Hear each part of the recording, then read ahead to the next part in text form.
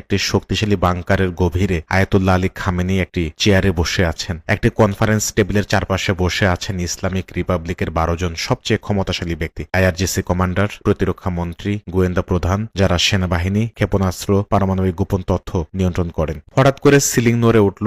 ভূমিকম্প নয়, ড্রিল নয়, উপরের চাঙ্গা কংক্রিট যা পারমাণবিক হামলা সহ্য করার মতো করে বানানো হয়েছে তা আস্তে আস্তে ফাটতে শুরু করে। ফেব্রুয়ারি 2026 পারস্য উপসাগর দুটি ক্যারিয়ার স্ট্রাইক গ্রুপ, দিয়েগো গার্সিয়াতে B-2 বোমারু বিমান, কাতার ও সংযুক্ত আরব আমিরাতে F-22, হরমুজ প্রণালীতে টমাহক ডেস্ট্রয়ার। সরকারি গল্প হচ্ছে ইরানের পারমাণবিক কর্মসূচির বিরুদ্ধে চাপ অভিযান। ইরানের গোয়েন্দারা প্রতিটি জাহাজের অবস্থান, প্রতিটি ফ্লাইট প্যাটার্ন বিশ্লেষণ করে। তারা যেটা ব্যাখ্যা করে, কয়েকদিনের মধ্যে আমেরিকা এবং ইসরায়েল হয়তো পারমাণবিক স্থাপনায় হামলা চালাবে। একটি জরুরি সমন্বয় সভা ডাকা হয় শনিবার 28 ফেব্রুয়ারি। সমস্ত সিনিয়র নেতৃত্ব একত্রিত হয় সেই একই স্থাপনাতে। এটিই ছিল আমেরিকার ফাঁদ। আমেরিকা কখনোই পারমাণবিক স্থাপনায় আঘাত হানার প্রস্তুতি নিচ্ছিল না। তারা এমনভাবে শক্তি প্রদর্শন করছিল যা ইরানের সম্পূর্ণ নেতৃত্বকে একেবারে এক জায়গায় জড়ো হতে বাধ্য করবে, যা 6 মাস ধরে পর্যবেক্ষণ করা হয়েছিল। 27 ফেব্রুয়ারি রাত 11:47 মারা-লাগো চূড়ান্ত সিআইএ নিশ্চিতকরণ করা হয়। সব 12টি টার্গেট নিশ্চিত। আগামীকালের জন্য উপস্থিত হবেন সবাই।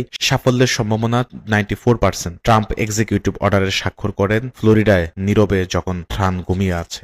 27 ফেব্রুয়ারি রাত 11টা হোয়াইটম্যান এয়ারফোর্স বেস, মিসৌরি। 3টি B-2 স্প্রিট স্টিলথ বোমারু সম্পূর্ণ অন্ধকারে ট্যাক্সি চাল। প্রতিটি বহন করে GBU-57 massive ordinance penetrator, 30,000 pound, 200 foot চাঙ্গা কংক্রিট ভেদ করে বিস্ফোরিত হওয়ার জন্য তৈরি। পৃথিবীর সবচেয়ে শক্তিশালী প্রচলিত অস্ত্র। পাইলটরা সপ্তাহ ধরে স্থাপনার 3টি মডেল অধ্যয়ন করেছেন। প্রতিটি দেয়ালে, প্রতিটি স্তর টার্গেটিং হিসাব 200 বার চালানো হয়েছে। রাত 11:30 বোমারু বিমানগুলো উড্ডয়ন করে পূর্ব দিকে